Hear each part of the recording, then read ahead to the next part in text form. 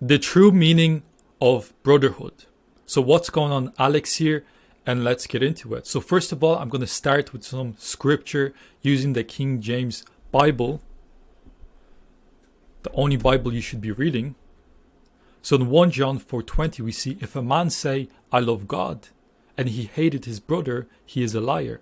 For he that loveth not his brother whom he had seen, how can he love God who he had not seen?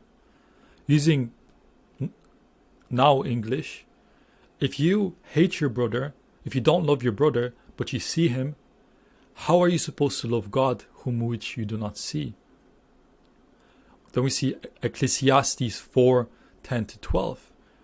For if they fall, the one will lift up his fellow, but woe to him that is alone when he falleth, for he hath no other to help him up. Again, if two lie together, then they have heat, but how can one be warm alone? And if one prevail against him, two shall withstand him, and a threefold cord is not quickly broken. This shows you the importance of having right people around you, because they will help you up. Then we see Proverbs 27:17. Iron sharpeneth iron, so man sharpeneth the countenance of his friend. When you have the right environment, the right people around you with the right values, they will sharpen you, because they're masculine individuals. If they see you're doing something wrong, they will tell you. The worst thing you can have is you have a group of individuals where when there's one person missing from the group, they talk bad about that person behind their back. And then when they're gone, I've seen it all. I removed myself from individuals like that because, oh, but how do you know that they're talking behind your back? When you're with them, if they're talking behind people's backs, when you're not there, who do you think they're talking behind? Okay, so you are the product of the people you hang around with. Be careful with that, right? So when it comes to masculinity, you probably have seen that a lot of individuals are not masculine anymore. Like being a masculine individual, first of all, is portrayed very wrongly by individuals like Andrew Tate, all these red pillars. That's not masculinity. That's just insecurities and trying to act masculine, but that's not realistic. That's not a masculine individual. So there is a reason why Jesus, when he was praying to God, he never called him God, because Christ is the part of the Trinity. We are created in the image of God, body, soul, and spirit. Jesus is the flesh, right? In the New Testament, when Jesus was praying to God, he was saying Father, because he was given an example for how we should live. Because the head of Christ is the Father, just like Christ is the head of us. So we should follow in his footsteps.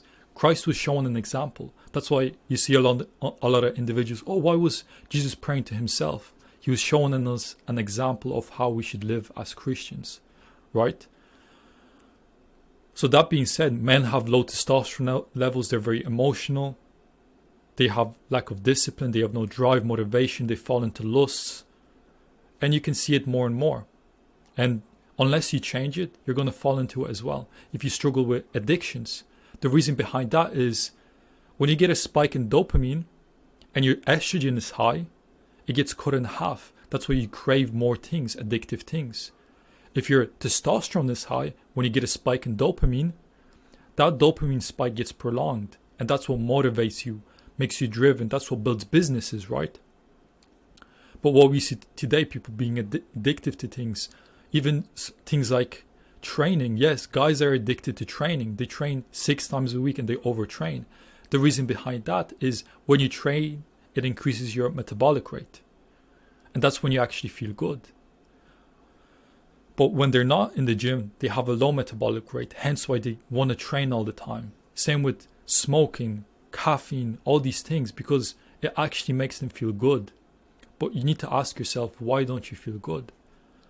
So we have testosterone multiplied by righteousness, and that equals masculinity.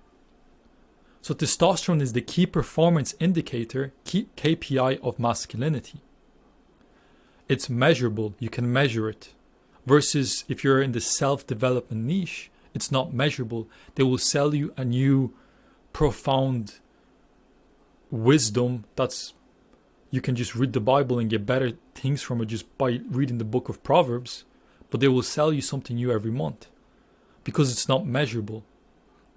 You can't, you can measure temperature, you can measure these things, and you can make progress upon it. But self-development, you cannot. But with testosterone, you can. And the 3 pillars of masculinity are health, wealth, and relationships. I can guarantee if you improve your health, metabolic rate, your thyroid hormones, you're making money, you have a business, or you're exceeding in your career, your relationships are optimal, you have a wife, things like that, you have a family, your testosterone will increase. That's not a doubt in my mind. And it's measurable, right? So then we have righteousness. Why do I add righteousness into there? So I've been a testosterone coach for a while now, and I've worked with a lot of individuals, and I've seen a lot of things. Quite successful individuals, like big social media following, things like that. They had high testosterone, but they struggled. I was like, I couldn't point it out what was actually wrong with them. Like there was something off. And then when I learned this, I was like, this is why. So it's the 7 deadly sins. It's sin, right? Guys struggle with lust, hooking up, things like that, overeating, substance abuse, greed. They want more. They want power, sloth. They're lazy. They basically laziness, wrath, very angry, explosive, envy. They envy people, and pride, very prideful. You don't want to be around these people because remember here, iron sharpened iron, so a man sharpened the countenance of his friends. That's the operative word, a man. If you're acting feminine and you're reactive and you're very prideful, that's not a man. Because if I see an individual and I see them doing something wrong and I approach them like, you're doing this wrong. Oh, what do you mean? Oh, blah, blah, blah. And they react, that's not a masculine thing. But with the people I hang around with, I see someone doing something wrong, I say it. Perfect, thank you, Alex. Likewise, if someone thinks I'm doing something wrong, they will say it to me and I'm like, thank you. And we keep moving forward, right? When you see trees, they're all surrounded together. And when you dig it out, the roots are connected, because if one tree undergoes something stressful or disease or whatever, it communicates to the other trees to be prepared. The antidote, right?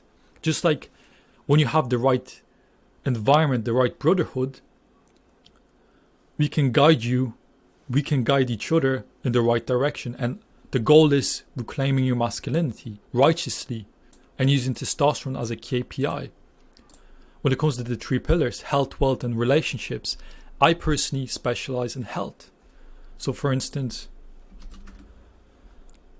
this is my website, and these are the testimonials helping guys to improve their testosterone levels through the health lens, metabolic rate, building muscle, things like that, optimizing your hormones. Then you have relationships, which a good friend of mine, he does relationships and he's a master. He's mastered relationships, right? Then you have wealth. Wealth is someone I don't have no one specific for that yet. But do we cover things like that? Inside the community, where was it? I just made 10K from my agency and the guy's 14 years old. So it's like we cover all these things because they're important when it comes to reclaiming your masculinity. But the operative word is built on righteous foundations. So as you can see here and on the website, when you go to the about, we see in Matthew 7:24-27, therefore whosoever hear these sayings of mine and doeth them, I will liken him unto a wise man which built his house upon a rock. And the rain descended, and the floods came, and the winds blew, and it beat upon the house, and it fell not, for it was founded upon a rock. And everyone that heareth these sayings of mine and doeth them not shall be likened unto a foolish man which built his house upon the sand. And the rain descended, and the floods came, and the winds blew, and it beat upon that house, and it fell, and the great was the fall of it, because it was built on sand. I see a lot of guys just talking, they see some progress and they keep going up and down because they don't have the right foundations. When you're building a house, the most important bit is the foundations. I want to show you a diagram here, inspired by Sam Ovens, and basically this was shared with me. I just changed it up a bit, but this is how it goes. You can't start with this, which is, righteousness, God, then you have your health, then you have your relationships, then you have your other things like wealth and pursuing career and things like that. If you don't have the inner circle done, you can't go with this. If you have low testosterone levels, how are you meant to be driven, motivated, and have high stress tolerance when you're trying to build a business? Let me give you an example. There was a group in which there was rats. One group was giving a probiotic called Lactobis, and the other group wasn't. They were thrown into a pool of water from which they could not escape from, and it was deep, so they can drown. The group that did not have the probiotic gave up very quickly. They were ready to die. But the group that had the probiotic kept swimming and did not give up. They had a high stress tolerance. What they found out is that the probiotic boosted testosterone levels. So the moral of the story is, for you to succeed in your relationships, especially if you're a man, relationships, your wealth, you need to have a high stress tolerance. You need to be optimistic. You need to be taken care of in that sense. You need to have the right foundations. And those things I preach. Why is this not working?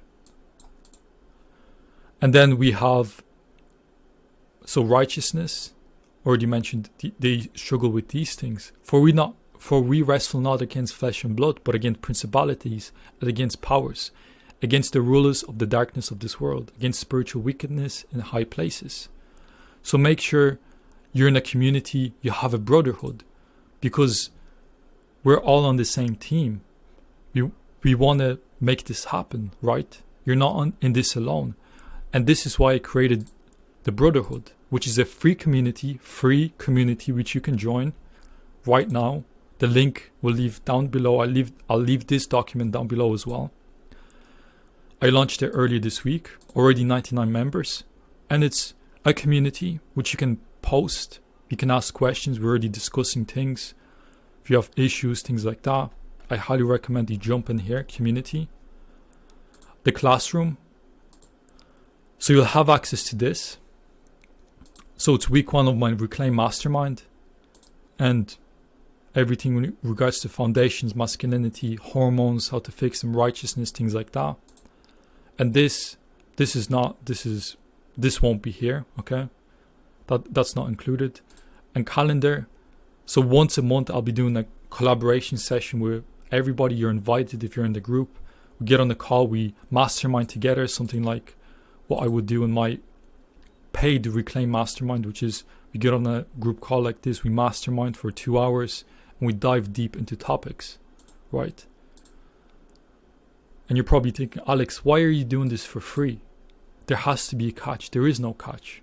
Because at the end of the day, this is something I wish was given to me when I was 16 years old, because I made a lot of mistakes.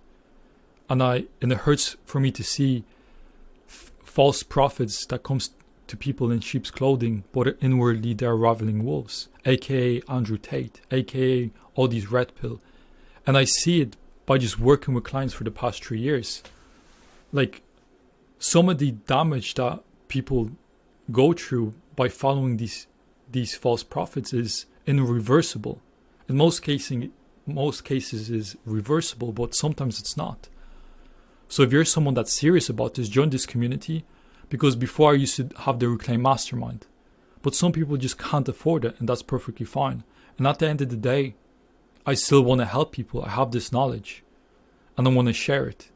And I work best on, bouncing off people's questions, getting on community calls. I'm not really the best yet. I'll become better because I'm like that when it comes to making better YouTube videos, so on and so forth. But for now, that's how I'm going to do it. And if you're someone that's interested in this, there's a link down below. Join. It's completely free. And yeah, I'll see you on the other side. Hope you have a good day and peace.